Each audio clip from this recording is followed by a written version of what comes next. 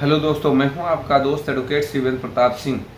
आज हम आपको बताएंगे, अगर आपके ऊपर फर्जी 376 की एफआईआर हो गई या वर्तमान समय में धारा 64 की एफआईआर हो गई, 64 सबसेक्शन 1 की हो गई, 2 की हो गई, वगैरह वगैरह, तो ऐसी स्थिति में किसी भी येन केन प्रकार अगर आप बचे रह गए, एंटीसिपेटिक बेल ले गए, जो भी स्थिति थी, या आप जेल भी चले गए, जो भी था, तो उसके बाद जाहिर सी बात है कि समनिंग ऑर्डर होगा चार्जशीट फाइल होने के बाद।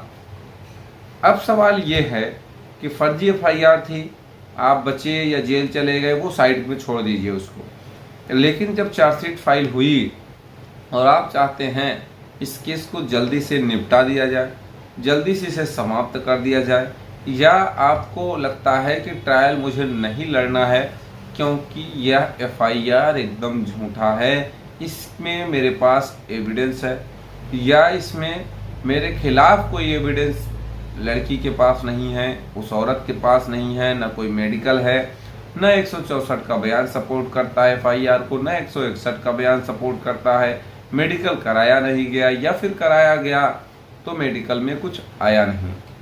तमाम अगर ऐसी बातें आपके दिमाग में हैं और आपके केस में हैं, तो जाहिर सी बात है आपको ट्रायल लड़ने की ज़रूरत नहीं है। अब ट्रायल नहीं लड़ने की ज़रूरत है, इसका मतलब आपको करना क्या है? तो ऐसी स्थिति में ध्यान रखें कि जब चार्जशीट फाइल हो जाए, कुछ लोग का सवाल ये रहता है कि मुझे कैसे मालूम चलेगा कि चार्जशीट फाइल हो गई। बिल्कुल मालूम चलेगा। जब भी किसी केस में चार्जशीट फाइल होती है, मजिस्ट्रेट कॉग्निजेंस लेता है, कॉग्निजेंस लेकर आपको समनिंग करता है, यानी कि समनिंग ऑर्डर करता है। तो जो सम्मन आए तो समझ जाइए कि आपके खिलाफ चार्जशीट माननीय न्यायालय में दाखिल कर दी गई है। अब चार्जशीट की सर्टिफाई कॉपी, समनिंग ऑर्डर की सर्टिफाई कॉपी, ये दो सर्टिफाई कॉपी, बाकी आप केस डायरी जो है वो फोटोकॉपी मिलेगी, फोटोकॉपी लेके आएंगे। केस डायरी का मतलब ये है कि संपूर्ण केस में, संपूर्ण एफआईआर में विवेचक ने क्या विवेचना करी, क्या उसमें लगाया, क्या जांच पड़ताल किया, क्या निकाला, क्या घटाया, क्या बढ़ाया, सारी इंक्वायरीज उसमें सबमिट रहती है। तो इन सब पेपर्स को आप लेकर आपका जो भी हाई कोर्ट, जैसे माननीय इलाहाबाद हाई कोर्ट है तो वेलकम है, स्वागत है आपका, यहीं पे आना रहेगा। माननीय इलाहाबाद हाई कोर्ट में अगर आपके कोई वकील साहब हैं तो बहुत अच्छी बात है, नहीं तो हमसे संपर्क करिए, हम आपका काम कराएंगे। अब सवाल ये है कि जब आप क्वेश्चन में आएंगे, चार्जशीट चैलेंज करेंगे, तो ऐसी स्थिति में आपको क्या राहत मिलेगी, क्या चार्जशीट क्वेश हो ही जाएगी? तो देखिए, किसी भी व्यक्ति को जब भी आप किसी भी माननीय अधिवक्ता बंधुओं को काम दें तो उन पे आप जाहिर सी बात है आप भरोसा करेंगे। अब भरोसा करने का मतलब ये है कि उन्होंने उस तरह का केस कराया होगा।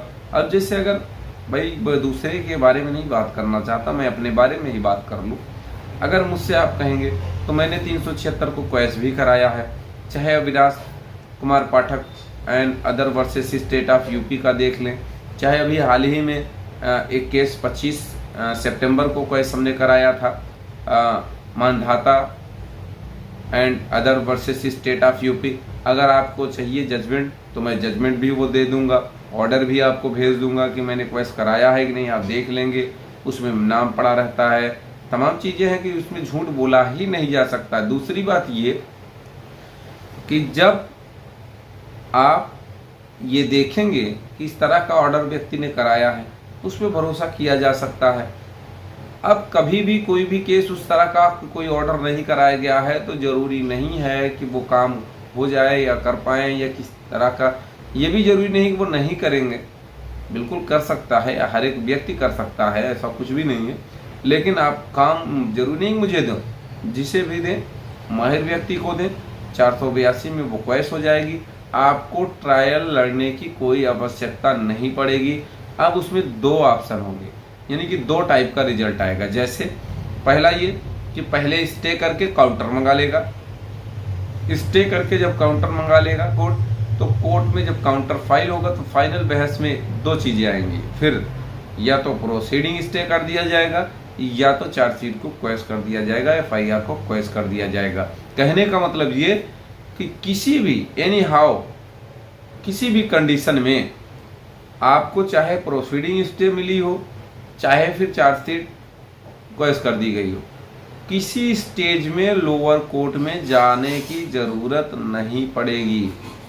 यानी कि कोर्ट में, लोअर कोर्ट में तारीखें नहीं चलेंगी, बंद हो जाएगा। कहने का मतलब ये कि अगर आपको ट्रायल नहीं लड़ना है तो इस काम को आपको करना ही पड़ेगा, इस काम को आपको करना चाहिए। बेनिफिट भी है, लोअर कोर्ट में आप चप्पलें घिसेंगे, इससे बढ़िया है कि आप हाई कोर्ट से आकर क्वेश्चन कराएं। उम्मीद करता हूँ, आशा करता हूँ आज का यह वीडियो आपको बेहद पसंद आया होगा। अगर वीडियो पसंद आए तो वीडियो को लाइक करें, शेयर करें। यूट्यूब चैनल SP 72 कानून प्रयागराज को जरूर सब्सक्राइब करें। कोई भी तरह का सवाल शेष रह गया है तो स्क्रीन पर चल रहे नंबर पर फ़ोन करके भी आप जानकारी ले सकते हैं।